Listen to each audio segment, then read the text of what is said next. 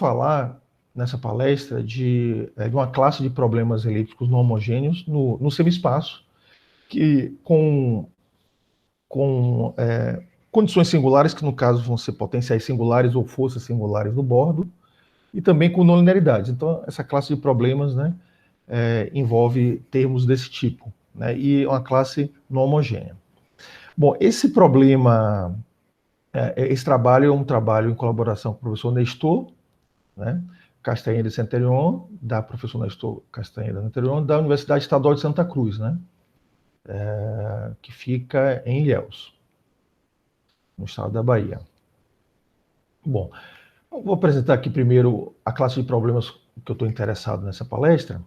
Né, basicamente é esse problema não homogêneo, né, com duplo potencial dentro do domínio e na fronteira. É um problema não homogêneo, a não homogeneidade está aqui na fronteira. E aqui eu posso considerar tanto problemas de Dirichlet como com condições de Robin.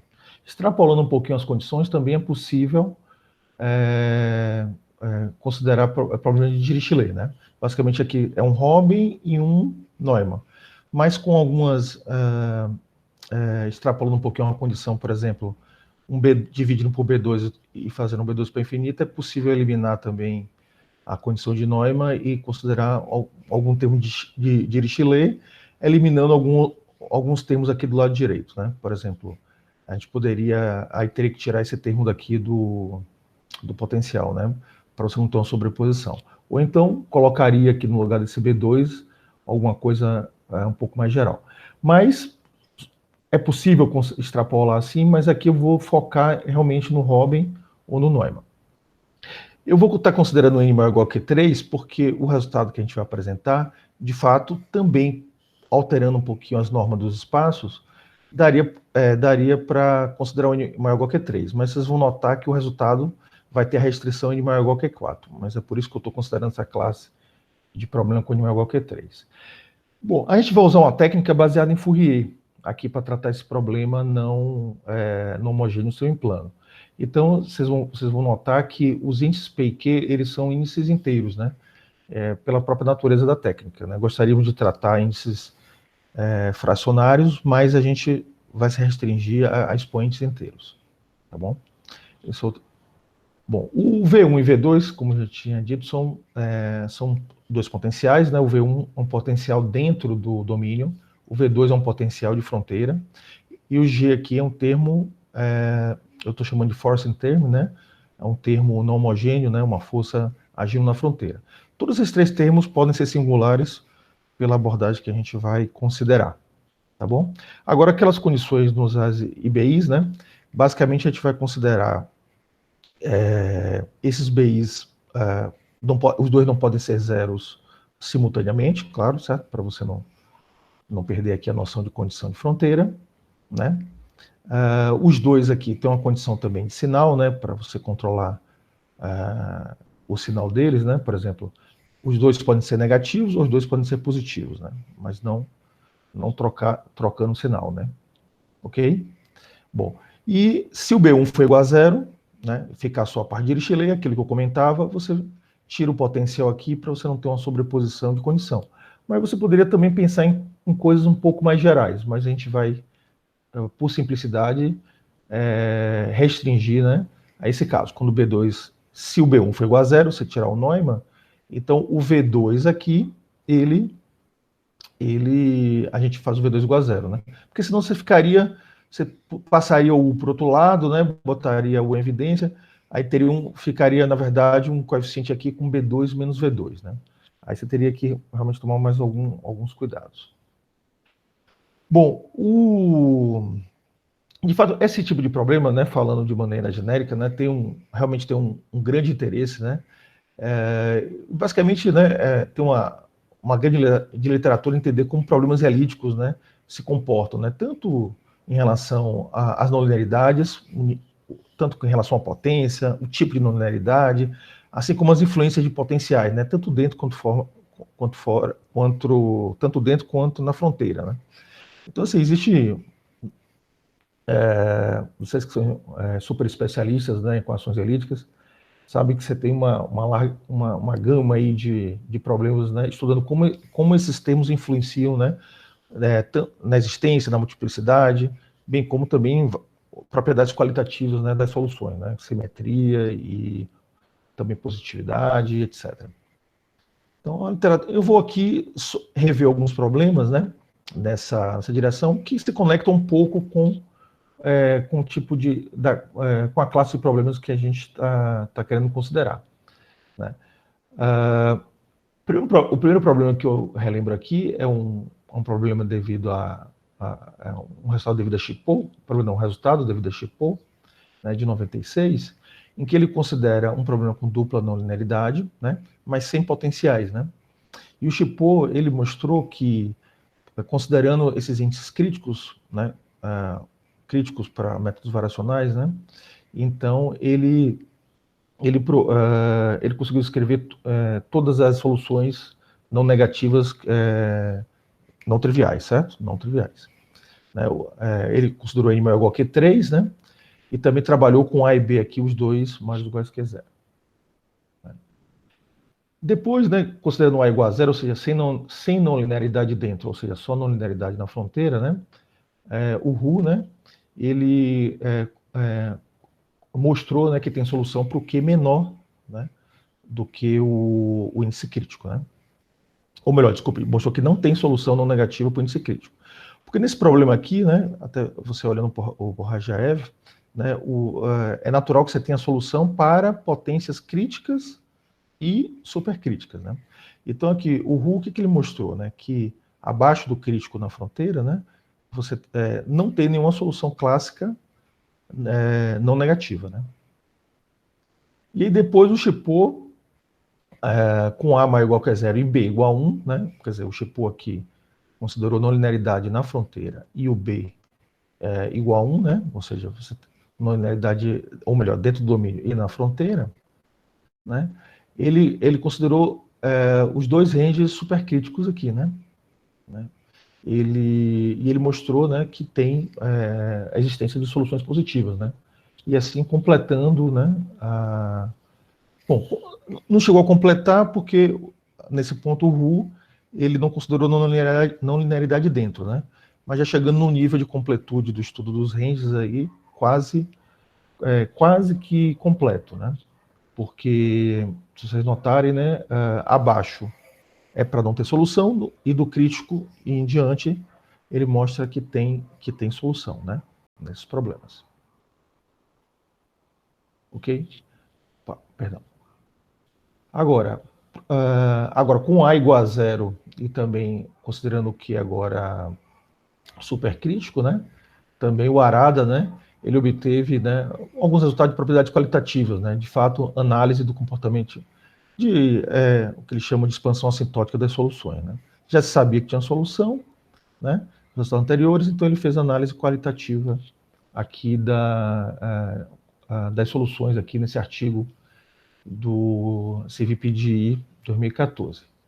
Bom, depois um problema relacionado também só com B igual a 1, ou seja, problema da não linearidade, só com a não linearidade na fronteira, sem não linearidade dentro, né? O Cabré e o Tan, eles provaram, né? Eles consideraram não semiplano, né? Mas esse quarta space, né? Certo? E eles provaram que não tem, né, solução limitada positiva, né, se você tiver abaixo desse índice aqui e n maior ou igual que 2. Né. Esse problema do quarto plano, né, é conectado ao problema do semi-espaço, né, via Laplaciana meio. Né. De fato, ele é equivalente, né, a você resolver o problema do Laplaciana meio, né, você Laplaciana meio de U igual a U elevado a Q no semi-espaço com condição de Dirichlet, né, com condições de Dirichlet homogênea. Né? Bom, aqui ele considerou, né, ele mostrou que não tem solução positiva limitada, né, limitada, o Cabré, né, o Cabré e o Tan, né, mas limitada, com a condição de limitação. E depois essa condição de limitação foi removida em 2017, né, pelo Chiang, né? Então, de fato, você consegue mostrar que não tem nenhuma solução positivo aqui, com regularidade básica, né? Por exemplo, de Sobolev, né? Então não tem. Bom, um trabalho em colaboração, eu botei aqui et al, né? Mas abrindo aqui esse et al, né? Com o professor Everaldo e o professor Montenegro, a gente em 2013, a gente considerou, né, esse problema de funções harmônicas, né? Ou seja, aqui com o A igual a zero, e com essa condição de fronteira não homogênea, certo? Não homogênea, tipo Robin, né? Tipo Robin. Nesse problema, o que a gente fez? A gente usou uma técnica um pouco diferente das usadas anteriores, a gente usou um argumento de ponto fixo, né? Nesses espaços tipo Lebesgue, aqui é um gradiente em LP, como vocês conhecem, e interseção em LQ, certo? E a gente foi capaz de, usando esse argumento de ponto fixo, né? A gente foi capaz de cobrir aqui algumas potências, a gente cobriu alguns valores supercríticos, né? Isso para uma F aqui, né? Nesse espaço de Lebesgue, que é LD. A única condição no termo não homogêneo está em LD.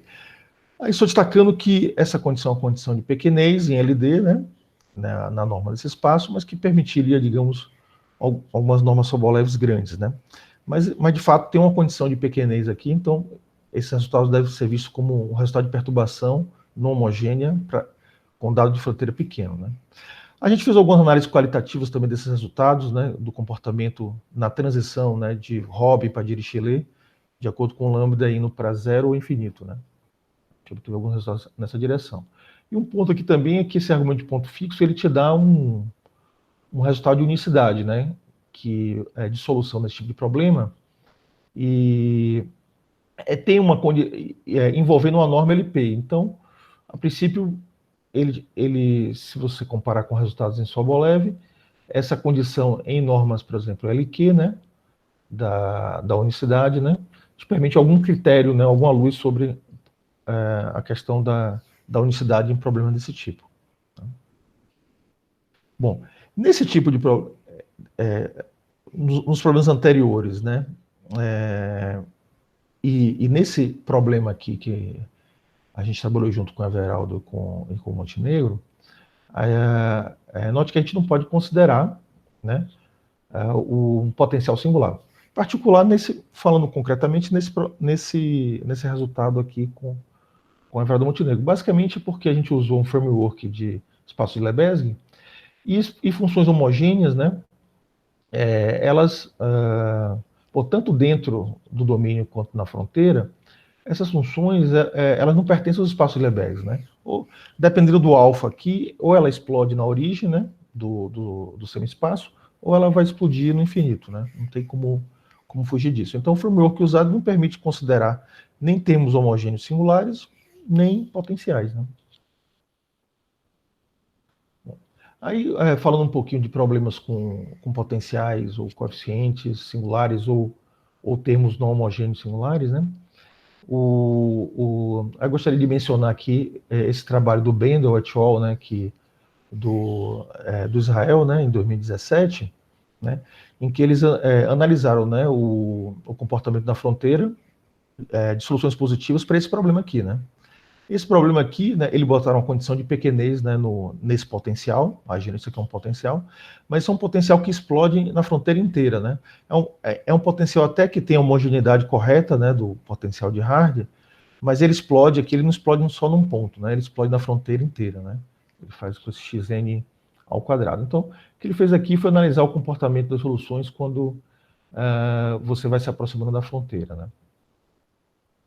Bom, para esse mesmo problema, né, só que considerando agora uma nonlinearidade mais geral, né, desse tipo aqui, xn elevado a θ vezes uma f de u, com essas condições em θ, o θ maior que menos 2, né, quer dizer, ela poderia ela tem que ser um pouco menor do que o xn a menos 2 daqui, né, ok?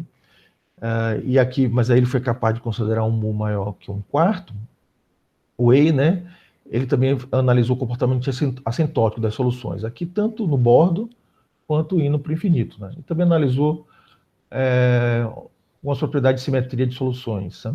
Soluções positivas. Depois tem o resultado do Shen-Li, né, que a gente também encontrou, considerando coeficientes singulares, né, em que o que ele fez? Ele colocou um xn elevado a menos s e conectado com uma potência aqui. Então, aqui o índice correto pela homogeneidade do problema, né, que tem, seria aqui dependendo do S, seria dado por esse 2 estrela S, né, que é dado aqui, ok? E aí que, claro, você tem um coeficiente singular, né, na frente da não linearidade. Bom, ele também não só mostrou essa solução, mas se o nível, vamos dizer assim, de singularidade para esse coeficiente singular for controlado, for até um certo nível, ou seja, se o S não for muito grande, né, no intervalo que ele está considerando aqui, ele considerou de 0 a 2, perdão. Ele considerou de 0 a 2, tá vendo? 0 a 2. Então, se você reduz um pouquinho o S, ou seja, limita um pouquinho quanto pode ser singular esse coeficiente, né, eles obterão um pouco mais de regularidade para a solução. Eles obteram que a solução está em L infinito e também tem uma regularidade Holden local, né? Holden local, até o fecho, né, do domínio. Para S maior que 1, até onde eu sei, esse problema estaria aberto, né? Bom, agora com potenciais na fronteira, né, que tem um trabalho do Dávila, né, do CPA 2008, né, et al., tem outros colaboradores, um desses colaboradores, se não me engano, também, Montenegro está aqui, considerou, né, a equação de Laplace, né, ou seja, funções harmônicas dentro do domínio, né, com esse potencial singular na fronteira. Esse potencial é o potencial que tem a potência com a criticalidade, que é crítico, né, para o problema, né, e é chamado esse é o famoso potencial de Cato, né? Quando é dentro do domínio, né, o potencial que é crítico ao problema, pela potência aqui, é o menos 2, né? Eu não estou falando da constante, da criticalidade em relação à constante, mas da potência da singularidade. Quando é dentro do domínio, é o potencial de Hardy, que é o menos 2, né? E na fronteira, né, fica menos 1, né? É menos 1. Isso é natural porque, claro, naturalmente tem a ver com o nível de derivada que você tem dentro do domínio e o nível de derivada que você tem na fronteira. Então, claro, derivadas diferentes têm scaling diferentes e o potencial de Hardy, né, é o que torna o termo com potencial VU, vamos dizer assim, no mesmo nível de homogeneidade que o Laplaciano. E aqui na fronteira, o potencial de Cato, que é uma derivada só, é o que torna o potencial de fronteira, VU, com o mesmo nível de homogeneidade da derivada de maior ordem na fronteira, que no caso é a derivada normal, né? É uma maneira de ver a criticalidade rapidamente, né? Sem maiores detalhes. Bom, essas referências que eu coloquei, vocês viram que tem todo tipo, mas era mais para ilustrar, né, a diversidade, né, de problemas de fronteira, problemas elípticos de fronteira, né, no semi-espaço, né? Era mais para dar uma ilustração da diversidade. E, claro, isso aqui, longe de mim querer descrever a literatura completa, né? Isso aqui é só um apanhado e até realmente em um nível superficial. Mas era mais só para mostrar a diversidade de termos que aparece dentro e na fronteira, né? Desse tipo de problema. E o objetivo da nossa palestra é tentar contribuir com a literatura com uma nova abordagem, né? É uma abordagem mais de análise harmônica, de nível, de tipo não variacional, né? Para essa classe de problemas, né? Bom, aqui a ideia, a gente vai ver depois, né? A gente vai ter que fazer alguns ajustes não triviais, porque a gente está trabalhando com o semi-espaço e a gente vai usar a transformada de Fourier, né? Justamente para a gente usar uma técnica de análise harmônica. E isso gera alguma dificuldade quando você trabalha com problemas com bordo, né? Então, isso é um ponto que a gente vai ter que contornar.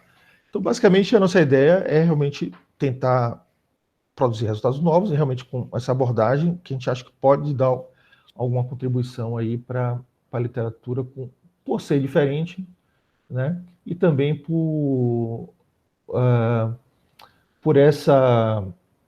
por essa questão, né, de tentar encontrar alguns caminhos novos para análise harmônica em domínios com bordo, né?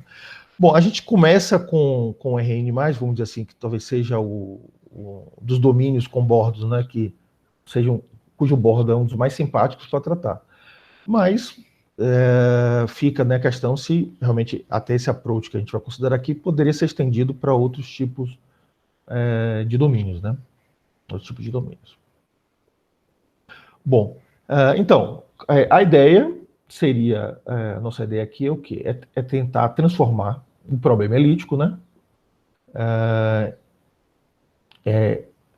De fato, em um problema que vai realmente parecer um problema de evolução. O problema é elíptico, né?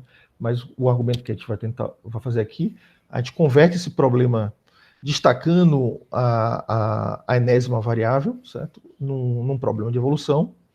Depois, o que a gente faz? A gente passa o Fourier somente na variável, nas primeiras n-1 variáveis, né, do semi-espaço, né? E depois tenta encontrar um espaço adequado para controlar o efeito, para controlar a transformada de Fourier dessas n-1 primeiras variáveis, né? E a outra variável xn é tratado como um problema de evolução. Assim, realmente a minha base, a maior parte dos meus resultados são para equação de evolução. Então, talvez vocês não vão achar estranho, né? Eu junto com o Nestor, né, temos tentado, né, uma abordagem na direção, né, que usa a técnica de problema de evolução, né? Então, claro, tem muito a ver, né, usando o conhecimento de problema de evolução, a gente vai tentar fazer uma abordagem desse problema elíptico, né? Então, basicamente, a ideia é essa, né? É a gente transformar esse problema elíptico, né, em um problema de evolução, onde o xn vai fazer um papel, né, vai se comportar como uma variável temporal, né, e as outras variáveis como a variável espacial. E a gente passa, trabalha em transformar de Fourier nas n-1 variáveis que a gente vai enxergar como as espaciais. Mas isso é só uma ideia, né? É só uma ideia, mas de fato, claro, a gente está trabalhando com um problema elíptico. Então, vamos lá, o que a gente vai... comentários um pouquinho dessa técnica, né? Esse ponto, né, de você... a escolha do espaço para controlar a transformada de Fourier, eu tinha até colocado aqui, é um espaço com peso que a gente vai usar, vai ser mais precisamente um espaço L infinito com peso, né, para controlar a transformada de Fourier nas n-1 primeiras variáveis, né? Então, a escolha desse espaço, né, a formulação integral que a gente vai ter que fazer para reescrever o problema elíptico, né? Eu diria que são os pontos principais aqui do nosso estudo.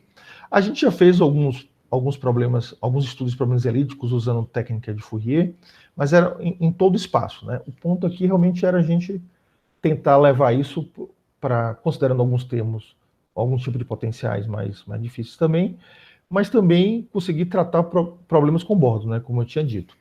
Então, o ponto aqui, eu diria que é saber essa combinação, né, do framework, do espaço, junto com a formulação integral, né? Eu acho que isso é um ponto importante aqui do trabalho, né? Bom, a abordagem que a gente vai utilizar aqui, a gente vai conseguir um ponto, né, que a gente consegue fazer é utilizar, a gente consegue cobrir, né, potenciais críticos, né, como o potencial de Hard, né, o V1 de Hard dentro do domínio, e o potencial de Kato na fronteira, né, e de fato a gente consegue tratar os dois simultaneamente também, tanto dentro quanto fora. E, em parte, por isso que eu vou fazer o n igual que 4, porque para considerar os dois simultaneamente, a gente precisou do n igual que 4, apesar de que quando você não considera os dois críticos, é possível melhorar a condição da dimensão. Então, adiantando aqui um pouquinho aquela questão do porquê de uma restrição uma coisa mais restrita do que n igual que 3, que eu tinha falado logo no início da palestra, né? Então, outra coisa também é que a abordagem com Fourier permite você tratar os potenciais não somente monopolares, né, com um polo só. De fato, você consegue tratar as questões multipolares de uma maneira natural, Eu vou dar um exemplo, né, como você faz a conta, porque os potenciais com múltiplos polos, eles são, na verdade, translações de potencial. Então, quando você faz o Fourier, propriedades básicas do transformado de Fourier, translações viram fases, né? E as fases influenciam um pouco no tipo de norma que a gente vai considerar. Então, naturalmente, você cobre também potenciais, você cobre potenciais com múltiplos polos, né? De fato, a gente consegue até infinitos polos, né? E tem outros tipos de potenciais também, tá bom? Bom, para realizar, né, essa, vamos dizer assim, essa abordagem, né, a gente precisa, claro, desenvolver estimativas na fronteira, certo? No nosso espaço com peso, né, em Fourier, já vou apresentar ele para vocês. Bom, e a gente não usou desigualdade de Hard e Cato, né? Esse é outro ponto que, para você abordar esses potenciais Hard e Cato, geralmente o pessoal usa a desigualdade de Hard e de Cato. E a gente, aqui, usando outras técnicas, a gente não precisou, a gente não usou essas duas desigualdades. E é curioso que depois a gente obtém condições de tamanho no potencial, que aparece nesses problemas com potencial de Hard e Cato, a gente reobtém, né, a famosa constante de Cato, tanto de Hard quanto de Cato, por essa abordagem, mesmo que a gente não utilize essas duas desigualdades. Né?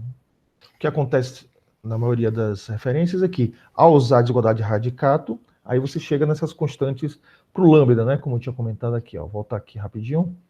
Né? Para esses lambdas, tem uma constante máxima aqui, onde você tem a existência de solução. Então, em problemas de Hard e Cato, de Hard ou Cato, aparece essa limitação para o lambda, mas geralmente o pessoal obtém essa limitação, ou constante ótima, via essa desigualdade de radicato. Aqui a gente consegue reobter essas constantes por essa abordagem diferente, sem usar essas desigualdades de radicato. Uma outra coisa aqui, só para mostrar, né?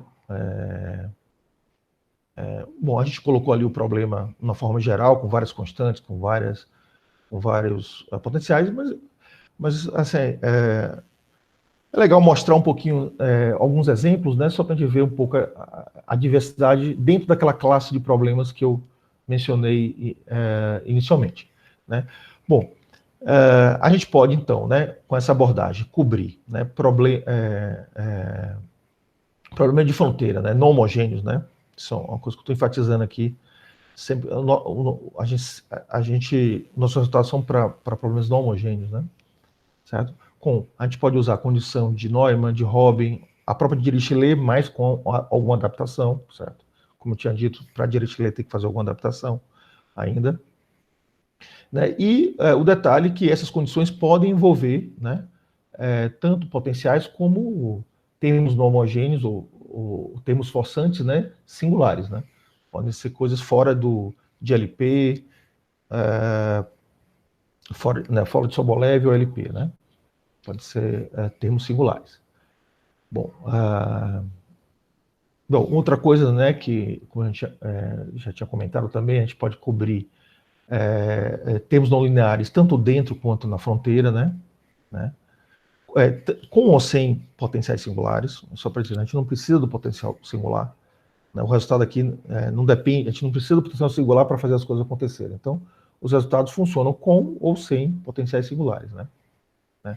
Bom, podemos realmente construir funções harmônicas, né? Ou seja, considerar o caso de funções harmônicas em particular, né, com condições de fronteiras singulares e não lineares, né? Ou seja, os resultados permitem se obter funções que são harmônicas dentro do domínio, mas que são singulares na fronteira, né?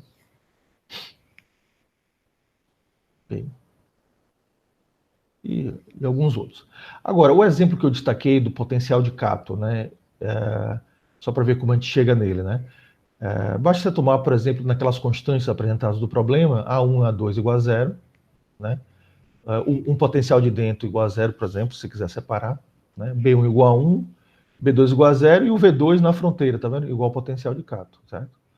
Então, e se você quiser considerar um problema não linear, claro, você tem flexibilidade, né? Ou um problema não linear aí com um potencial de Hard de Cato, aí você pode até fazer mais geral, né? Como eu falei. Aí é só mexer nas constantes, então os resultados vão cobrir naturalmente. Isso aqui é só para mostrar que realmente os resultados vão cobrir um range de constantes que tomando os valores adequados, aqui você chega no tipo de problema que você quer, né? O primeiro aqui, então o primeiro aqui, que é o do potencial de Kata, é só tomar esses valores para os parâmetros, né? Para o problema, por exemplo, o problema não linear com potenciais de radicato, é só trocar os parâmetros, então você chega nesse tipo de problemas, e basta considerar os V1 e V2 aqui, com múltiplos polos, que você chega no caso multipolar. Isso aqui é só para ilustrar que naquela classe geral, só tomando esses valores, você chega no tipo de problema aqui que eu coloquei como motivação, né? Tá bom? Claro, a gente também cobre, né, as potências supercríticas, né, para esses problemas aqui, né?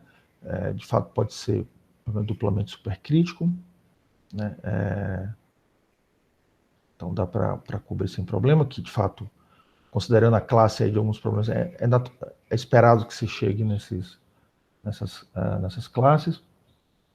Bom, e também uma outra observação que eu faço é o seguinte: a técnica que é abordada pode construir soluções com sinal, mas de fato ela independe do sinal. Você pode considerar aqui potenciais e também termos não homogêneos, né? Sem sinais definidos, ou positivos ou negativos, né? Tanto faz, porque a gente vai usar um argumento de ponto fixo no nosso framework, então isso não faz muita diferença. Então, a técnica permite considerar, até que dá uma liberdade aí para você trabalhar com os termos sem definição de sinal, né? Exceto, claro, umas condições que a gente já tinha colocado no início, certo? A gente tinha aquela condição nos BSIS, né? Por exemplo, eles não se anulam simultaneamente, tá bom? Bom, então, como eu tinha comentado, um dos pontos principais é a formulação integral. A formulação integral, como eu falei, é um ponto importante. Como é que você obtém ela? Como eu tinha comentado, você destaca a última variável, certo? Xn. Aí você tem um Laplaciano, você vai escrever o Laplaciano como Laplaciano nas n-1 primeiras variáveis e mais duas derivadas nas duas últimas variáveis, né? Bom, aí você toma o Fourier nas n-1 primeiras variáveis. Então você consegue converter aquele problema para esse problema aqui, que de fato é uma EDO, se vocês notarem. Ele vira, para cada xilinha fixo, né? Você passou o Fourier, caiu. Lembre-se que aqui tinha U elevado a P, então vai ficar o Fourier desse lado, no potencial fica o Fourier, eu só passei o Fourier nas n-1 primeiras variáveis, tá vendo? O xn está fixo, certo? O xn aqui, quando você passa o Fourier, ele fica fixo. Aqui você tinha o quê? Você tinha o Laplaciano, né? Você tinha o Laplaciano essas duas aqui você tinha o Laplaciano. Como você destacou, ficou aqui o Laplaciano das n-1 primeiras variáveis. Quando você passou o Fourier, aí o Laplaciano vira 4π ao quadrado que se linha ao quadrado, certo? Vezes o chapéu que se linha, né? Para cada xn fixo, né? E aqui você tem, né, a derivada era menos Laplaciano, então fica aqui a segunda derivada em relação a xn, né? Nesse lado esquerdo. Então, olhando dessa forma, você tem uma EDO, né? Você tem uma EDO na variável xn, né? Ok? Para cada xilinha fixo. E na fronteira, os termos de fronteira viram essa condição aqui para a EDO, certo? Então, você resolvendo essa EDO, né? Você pode escrever ela uma EDO de segunda ordem, você pode escrever ela nessa formulação integral, usando, né, as soluções fundamentais aqui, ou função de Green, né? Se você preferir, certo? Bom, essa G e G-til tem uma expressão explícita, né? Esse cara todo grande aqui, tá vendo? É uma expressão, toda essa expressão, certo? Isso aqui vem basicamente você achar a solução fundamental, né, dessa equação, com essa condição de fronteira, né, que é uma condição, na forma geral é a de Robin, né? Então, você acha a solução fundamental, e aí então com solução fundamental, ou a função de Green do problema, e você então consegue escrever nessa formulação integral. Bom, aí agora a gente ainda pode expressar, eu quero colocar isso numa equação em U. Então, olhando para esse cara aqui, olha só, tem um U desse lado que é o U chapéu, certo? Isso aqui está em variáveis de Fourier, né? Então, esse cara aqui é um U elevado a P, tá vendo que você vai fazer um chapéu aqui, ó, certo? Você vai fazer um chapéu aqui. Bom, esse chapéu, como eu estou considerando P inteiros, e aqui que entra o detalhe de P inteiros, né? Quando você faz o chapéu, você transforma esse cara num produto de convoluções, né? E assim como o produto aqui do potencial vira uma convolução, certo? Esse termo de fronteira também que entrou aqui na formulação integral. Quando você fizer o chapéu, também vira um produto de convolução. Enfim, o Fourier transforma o produto ordinário em produto de convolução. E é isso que a gente vai usar aqui para construir, para abrir um pouquinho mais, para reescrever essa formulação integral, que a gente faz o seguinte, o problema 4 ali, então você pode escrever como U igual a essa soma de operadores. Quem são esses operadores, né? Vamos ver.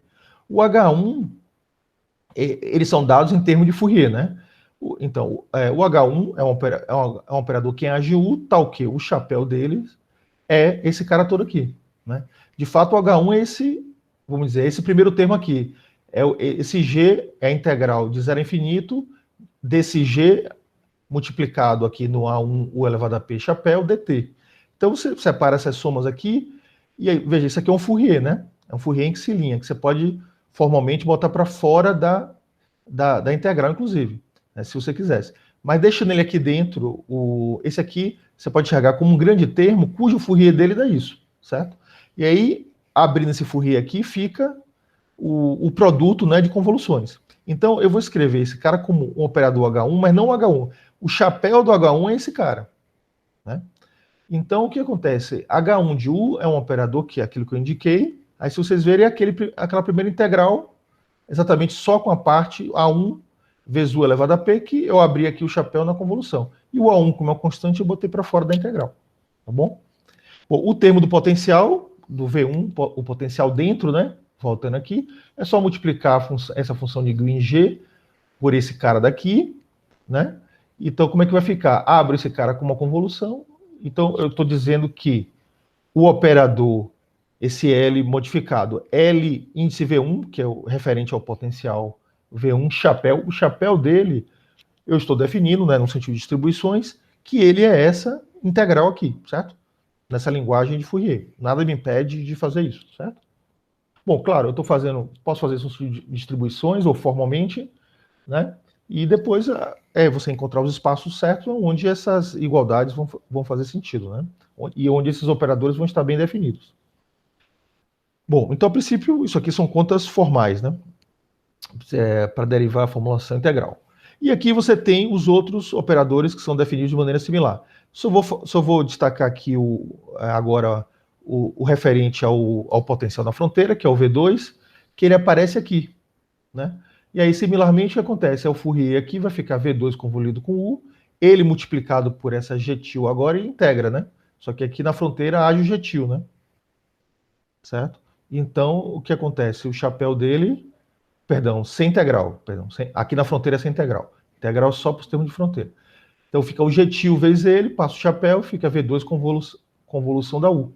Então, esse operador aqui, que corresponde ao potencial da fronteira, ele é descrito em variáveis de Fourier, nas n-1 primeiras variáveis, por esse cara aqui, certo? Bom, e aí tem também aqui o H2 é referente à não linearidade na fronteira, né? Que acaba que você expressa ele dessa forma. Um ponto importante é isso, porque aqui, quando você resolveu pela função de Green, tanto no potencial quanto na não linearidade, para chegar na fronteira, então xn igual a zero, né? Certo? Depende do valor na fronteira. Então, eu vou escrever ele dessa forma assim. Bom, então temos a formulação integral. Qual é a minha equação? É uma equação funcional, se preferir chamar assim. U é igual a essa igualdade aqui de operadores, certo? Operadores. E aí o que eu vou tentar fazer agora é mostrar um ponto fixo, né? Via um argumento de contração, um ponto fixo, mostrar que essa equação tem um ponto fixo que vai ser a solução para a minha equação funcional, certo? Bom, para isso eu preciso encontrar um espaço adequado, né, para fazer esses operadores funcionarem bem, e também o espaço tem que ser escolhido de modo que eu consiga cobrir os meus termos de interesse, né? Por exemplo, potenciais de Hardy, potenciais de Kato na fronteira, também considerar termos não homogêneos singulares, né? Então, claro, o espaço tem que ser compatível com a linguagem de Fourier. Então, qual espaço que a gente vai usar? A gente vai usar um espaço com peso em Fourier, né? Que se linha elevado a K, né? No fundo é o L infinito com peso módulo de xilin elevado a K, certo? É isso, é o L infinito com esse peso homogêneo, né? Bom, aí formalmente como é que você define? É o conjunto das V's, no sentido de distribuição, das distribuições temperadas em Rn-1, Tá o quê? A V-chapéu tá L1 lock, isso aqui é só para evitar problemas aqui na norma, ou seja, vamos supor, se esse cara tivesse uma DIRAC aqui como um V-chapéu, né? Então você poderia, esse cara daqui, por exemplo, poderia não ser uma norma. Então uma das formas de você excluir esse tipo de problema desse cara não ser uma norma é você assumindo a priori que o V-chapéu é uma função L1 lock, que é relativamente grande, né? Então, mas tem outras formas de fazer também. Por exemplo, você poderia fazer sem isso, mas passar um quociente em polinômios. Porque as únicas distribuições que tem transformada de Fourier sendo polinômios são as que têm suporte na origem, né? São as vezes que têm suporte na origem. E essas vezes que têm suporte na origem são combinações lineares de Diracs ou derivadas de Diracs, né? São as únicas possibilidades. Então você poderia também considerar essa norma passando quociente de polinômios. Mas eu acho mais prático, né? Simplesmente dizer que o V-chapéu está L1 lock, você não tem grandes perdas e funciona bem, e por simplicidade, então a gente optou por considerar essa formulação. Então você considera as distribuições temperadas S' de Rn-1, certo? Estou aqui trabalhando nas N-1 primeiro variáveis, o espaço base nessas variáveis, tal que o V-chapéu L1 lock e a norma do V-chapéu, não, módulo do V-chapéu multiplicado por esse peso elevado a K, supremo disso em Rn-1 é finito. Ou seja, a norma L infinito com peso, com esse peso, da transformada de Fourier da V é finita, certo? Então esse é o espaço que a gente está considerando. Esse espaço parece um espaço um pouco inocente, mas se você olhar ele, ó, ele está preparado para você considerar, por exemplo, na fronteira, potenciais de Cato, né? Por quê? O potencial de Cato, se você olhar, ele é uma função homogênea, tá? E transformada de Fourier preserva a homogeneidade, né? Ou seja, preserva a função homogênea. E preserva a radialidade. Então, um potencial de Cato é uma função homogênea e radial. Então, o chapéu dele também vai ser uma função homogênea e radial. Então, trabalhar com um framework desse daqui permite você considerar funções homogêneas, em particular também radiais, né?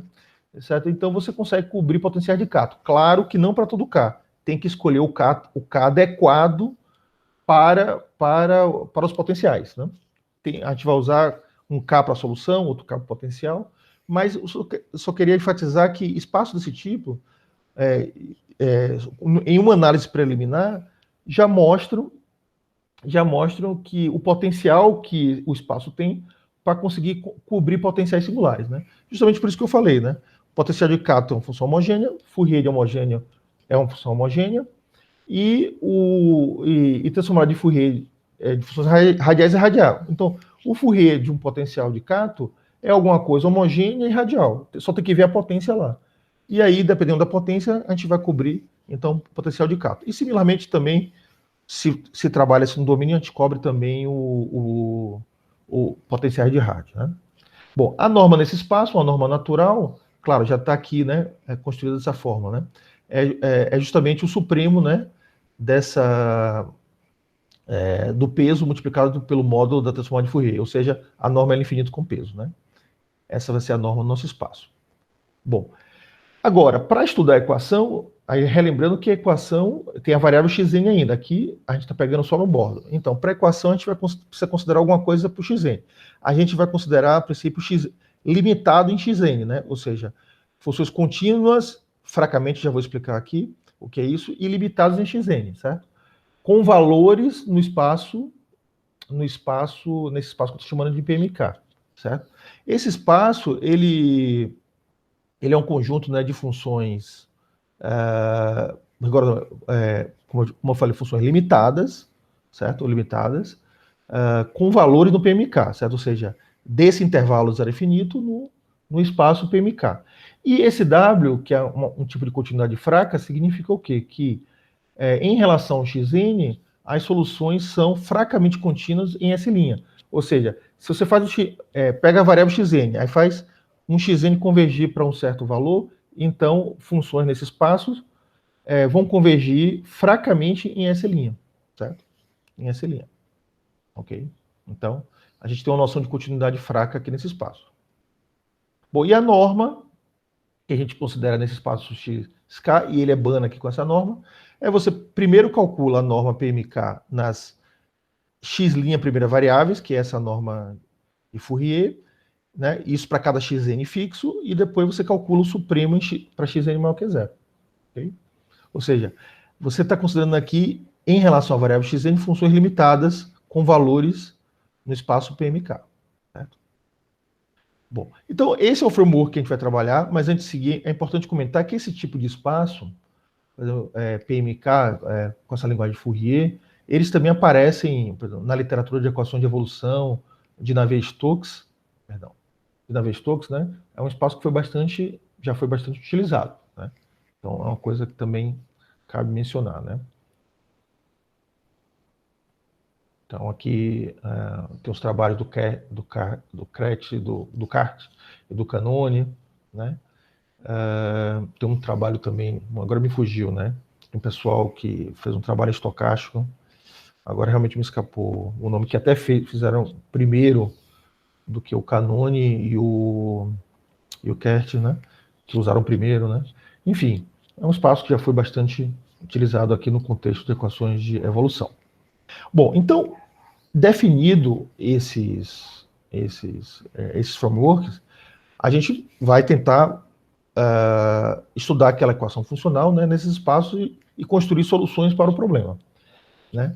Bom, para isso, né, o que a gente vai fazer aqui? Primeiro lema, a gente precisa fazer estimativas, né, dos termos da equação funcional nesses espaços. Então, aqui, ó, a condição n maior ou igual que 4, a gente está com P maior, com essa cota aqui por baixo, inteiro, né, pelas razões que eu já comentei para vocês, e o K é exatamente esse valor, né? A gente vai considerar esse K aqui, né? O D aqui nesse intervalo, enfim, e esse S maior ou igual que zero. É um pouco técnico, mas aqui eu só comento que essas condições, algumas condições são técnicas de integrabilidades e de finitude dos termos das normas que você está calculando, mas, por exemplo, a escolha desse K aqui, a gente obtém ele usando um argumento de scale, né? Porque você tem uma equação funcional, você tem um espaço, então essa equação tem um scale, você consegue encontrar um scale, pelo menos se você trabalhar com uma subclasse de índices ali, você consegue gerar um scale que funciona também para a classe mais geral. E usando esse scale, a gente consegue encontrar o índice K para que o espaço que a gente vai utilizar seja invariante por esse scaling da equação.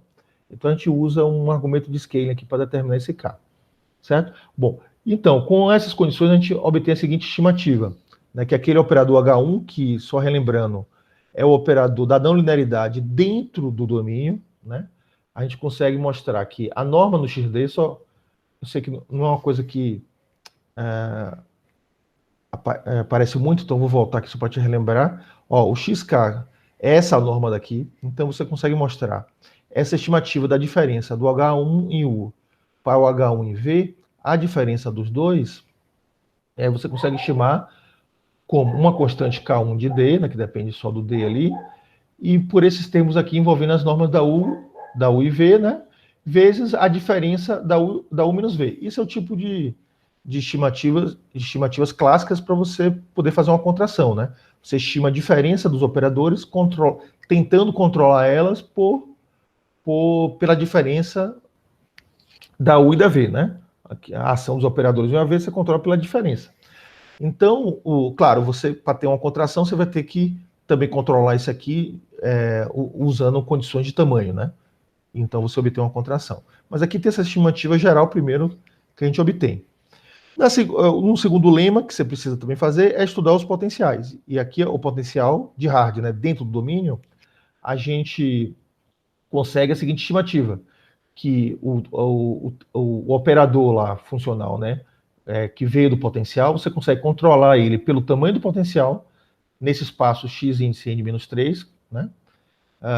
Vezes a norma da U no espaço xd, certo? No espaço xd. E você consegue uma constante explícita, de fato, usando... Quando você passa o Fourier, você consegue fazer muita coisa explícita. E dá para mostrar que essa constante aqui é a melhor constante para essa estimativa, certo? A gente mostra que, de fato, essa é a melhor constante. Depois nós temos, claro, tem que fazer estimativa para cada termo. para o termo N. O termo N é o termo correspondente ao force term, né? Ao termo não homogêneo da fronteira. Então, basicamente, você consegue controlar o operador agindo em G no espaço XD simplesmente pela norma do G no PM D-1. Então, você consegue controlar o tamanho do operador pelo tamanho do G, tá vendo? Ok? Aí tem, claro, aqui B1 diferente de zero, para o B1 igual a zero, você consegue agora controlar pelo PMD, certo? Tem uma pequena diferença aí, porque isso, claro, depende daquelas constantes lá e da condição de fronteira, certo? Agora, para B1 diferente de zero, né? Agora aqui vamos ver o potencial da fronteira, né? O operador que veio do potencial da fronteira. Você consegue controlar, claro, com essas condições. Aqui funciona até para N maior que 3, né? Tá aqui. Você consegue controlar ele pela norma do potencial na fronteira, no espaço PMN-2, vezes a norma da U em XD, certo? Naquele espaço XD lá que funcional para a solução U que eu apresentei. E você obtém uma constante. E essa constante, novamente, a gente calcula ela explicitamente e a gente consegue mostrar que ela é a melhor constante para essa estimativa. Certo?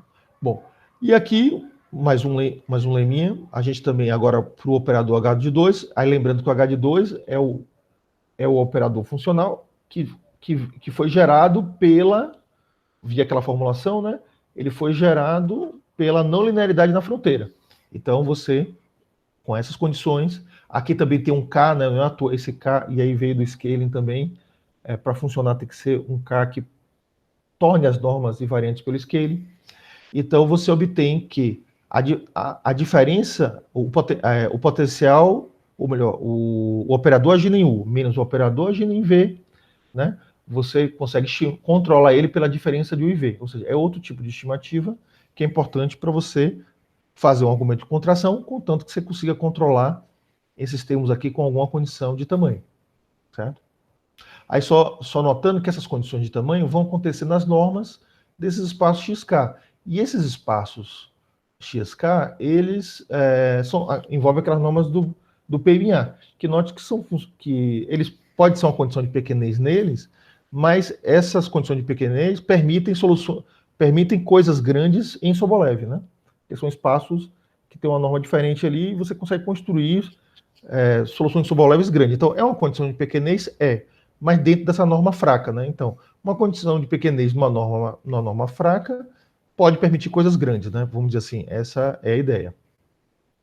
Ok? Bom, então esses passei rapidamente aqui, é só para dar um gosto, né? Porque essa parte e também para mostrar a natureza de estimativas que a gente precisa desenvolver para aplicar a técnica. Não quero aborrecer, né? Muito vocês com esses detalhes, mas assim só para dar um gostinho de como a gente faz essa estimativa de Fourier, eu vou fazer uma no caso do operador H1, certo? E as outras guardam alguma similaridade, só para sentir um pouco o sabor, certo? Bom, lá a gente tinha que, só relembrando aqui, é o lema 1, certo? Só para a gente ter um gostinho, já que a gente tem um tempinho. Eu quero provar esse lema, né? Essa estimativa aqui, certo? Controlar a ação, o H1 em U menos H1 de V, por esse termo, vezes a diferença de U menos V no espaço, naquele espaço funcional XD. Então, só para a gente sentir um gosto. Bom, o que se faz? As normas envolvem Fourier, então eu tenho que passar o Fourier. Passei o Fourier no H1, menos aqui o Fourier no H1 de V, certo? Em que se linha XN. Fiz a diferença. O H1 chapéu é dado em termos de Fourier. Então, o H1 chapéu, só relembrando aqui, vale a pena voltar aqui rapidinho, só para a gente... Olha quem é o H1. O H1 chapéu, por definição, é esse cara aqui. Então, eu vou ter o H1 em U menos o H1 em V. Quando eu subtrair, a função de Green é a mesma, vai ficar a diferença das convoluções de chapéu de U menos as chapéus em V, certo? E a integral, e esse A1 fica fora. Quando você passar o módulo, vai aparecer o módulo do A1, claro, que está aqui. O módulo você passa para dentro da integral, fica um módulo aqui na função de Green, tá? Ou solução fundamental, se preferir chamar assim. E aqui vai ficar o módulo dessa diferença aqui, dessas convoluções, certo? Convoluções P vezes, né? Porque a não linearidade era U elevado a P. Bom, Aí o que eu faço? Uso a estimativa pontual aqui para a função de Green, tirando ela dessa forma aqui, ela aparece dividindo aqui. Então aqui dentro fica somente o módulo dessa diferença. Aí o que a gente faz? Para fazer aparecer a diferença, é similar quando você está com elevado a P menos V elevado a P, só que tem que enxergar isso como um P produto, no sentido correto, e aí, no fundo, é uma forma P bilinear, né? Então você vai tentar somar e subtrair para fazer aparecer U menos V em cada entrada aí da forma P bilinear. Então o que eu faço? Eu subtraio aqui V, U, depois somo mais V chapéu, né? Deixa eu ver, isso, menos V, depois eu somo mais V, o chapéu, né? Aí depois vai ficar o V chapéu aqui na primeira, com o chapéu depois em todas, está aqui. Mas aí eu quero fazer aparecer a diferença aqui, então eu agora subtraio V chapéu menos V chapéu até o chapéu, mas depois eu sumo ela de novo, e aí vou fazendo até que eu consiga escrever a diferença dessas duas formas P bilineares dessa forma, né? Certo? Dessa forma aqui. Aí vai aparecendo, aparece a diferença, o chapéu menos V chapéu na primeira entrada aqui, depois mais, aí fica V chapéu, e a diferença aparece na segunda entrada, aí eu vou indo, até que no final vai aparecer V chapéu, V chapéu, V chapéu, nas P menos U entradas, e na última entrada aparece a diferença, né? Aqui na última entrada. Certo? Ok? Bom, aqui eu usei, né? Só lembra a estimativa pontual para a função de Green, que sai esse cara e fica uma exponencialzinha aqui, certo? Que veio aqui da função de Green. Porque a função de Green, ela é menor ou igual que essa exponencial dividido por esse cara aqui, certo? Então a gente troca aí, usa a estimativa pontual para a função de Green, né, em Fourier. Aí agora, o que a gente vai fazer? Vamos tentar controlar os termos de convolução usando as normas do nosso espaço. Esse A1, 2 pixilinha, vai ficar fora por enquanto, ele vai contribuir com esse cara daqui. O restante vai aparecer de que forma? É uma convolução, eu preciso controlar essa convolução, né? Então, o que eu vou fazer? Eu sei que minha U minha U e V estão nesses dois espaços, ou XK ou XD. Depois, quando eu for mostrar o resultado, eu vou fazer o quê? Eu vou tomar D igual a K. Aqui é porque é mais geral, porque eu posso aplicar em várias situações, desenvolver mais regularidade e tudo mais. Então, mas aqui então o Lima está um pouco mais geral, mas de fato a gente depois aplica até com D logo no primeiro momento a gente vai usar isso aqui com D igual a K, certo? Então, essa interseção aqui não é uma restrição, certo? Não há restrição se você pensar o problema em x, k. Então, eu tenho esses dois pesos, mas o meu lema diz que eu tenho que estimar, eu quero estimar, só voltando aqui rapidinho, eu quero estimar a norma xd, usando xk aqui entre parênteses, e aqui xd. Depois, como eu falei, eu vou tomar d igual a k, para ficar tudo em xk. Mas esse é o lema, então vamos fazer isso aí. Então, eu vou ter que, controlando aquela convolução, eu vou multiplicar e dividir pelos pesos do espaço, porque ao multiplicar e dividir pelo peso e tirar como supremo a U e a V multiplicado por esse peso, né, eu vou ter um controle disso pela norma do espaço, certo? E aí eu vou ter o quê? Vai me sobrar uma convolução de funções homogêneas, porque eu multiplico e divido pelo peso adequado e tiro como a norma dos espaços, o que me sobra é uma convolução de funções homogêneas, né? Bom, é o que acontece aqui. Por exemplo, no primeiro termo, eu tenho, deixa eu mostrar aqui, eu tenho P menos 1 U's e uma diferença, U menos V. Então, fazendo esse processo de multiplicar e dividir pelo peso e tomar o supremo, tanto na variável que se linha e toma no xn também, você obtém do lado, no primeiro termo, U elevado a P menos 1, que você tinha, lembra lá, que era U chapéu P menos 1 vezes. Então, sai esse cara. E depois sai a diferença, U menos V, certo? Para o segundo termo, vai ser um pouco diferente, porque no segundo termo você tem um V chapéu, a diferença e depois U. Então o U aparece P menos 2 vezes aqui, né? Certo? P menos 2 vezes aqui. Então vai sair U elevado a P menos 2, a V aqui, e aqui a diferença U menos V, ok? E aquilo que eu falei, né? Esses termos vão aparecendo até chegar ao último termo lá, e todos eles você vai estar controlando o quê? Você multiplicou e dividiu pelo peso, certo? Em cada caso, né? Só vai ter um XD, que é onde tem 1 menos V. Todos os outros você fez com K. Então vai ser a convolução por 1 sobre módulo de xi' elevado a d, convoluído com 1 sobre módulo de xi' elevado a k, né?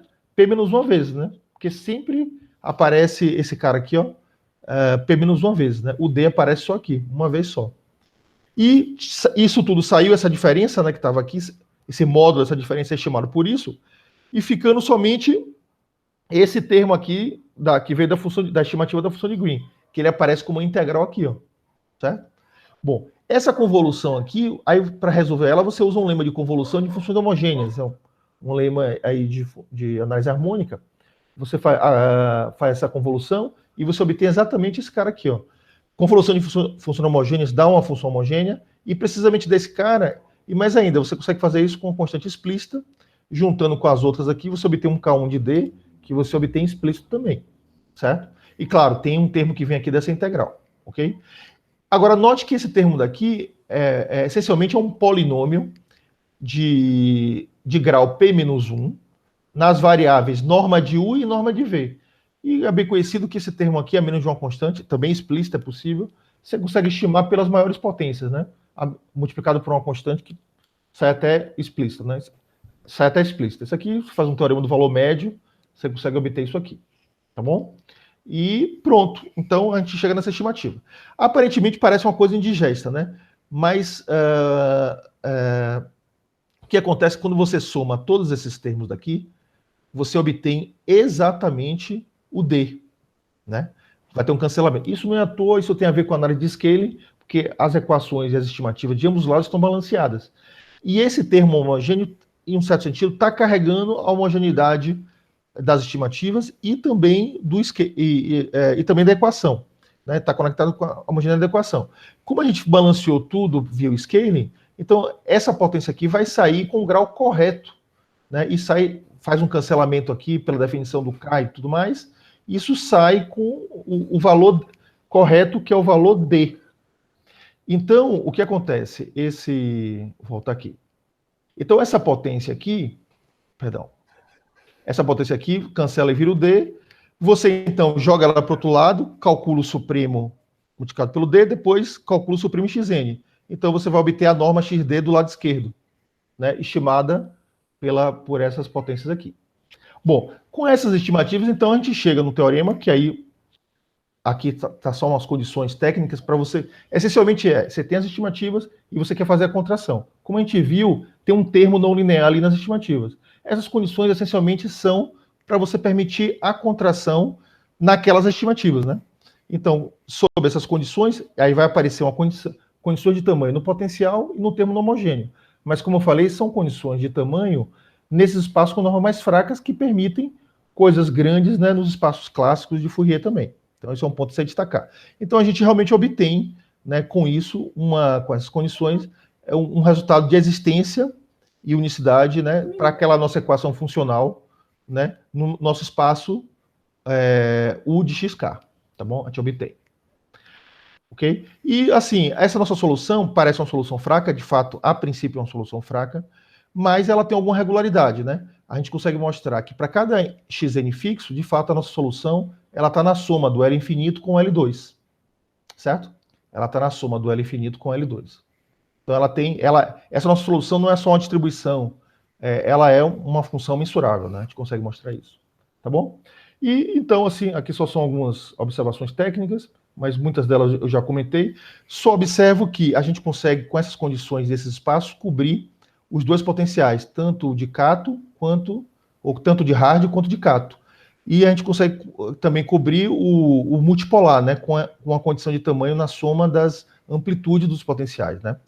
E aqui o exemplo básico é quando você calcula o Fourier, tá vendo? A translação, ela vira uma fase. Então, uma fase e vira a função homogênea aqui. Então, quando você passa o módulo disso daqui, você cai numa condição somente na soma, né? E esse cara aqui está com a homogeneidade correta para você cair no seu espaço com peso. E mais ainda, nas condições do teorema, quando você está com o seu peso correto, você consegue obter uma condição de tamanho na soma das amplitudes, que é o lambda estrela máximo, que de fato ele é ótimo, né? E ele coincide com a famosa constante de Cato, né? Obtido, como eu tinha dito, para alguns problemas desse tipo, com usando a desigualdade de Cato. E aqui a gente não usa a desigualdade de Cato, né? A gente usa a gente usa outros métodos, como a gente comentou aqui na palestra. Agradeço a atenção de vocês. Tá ok? Obrigado.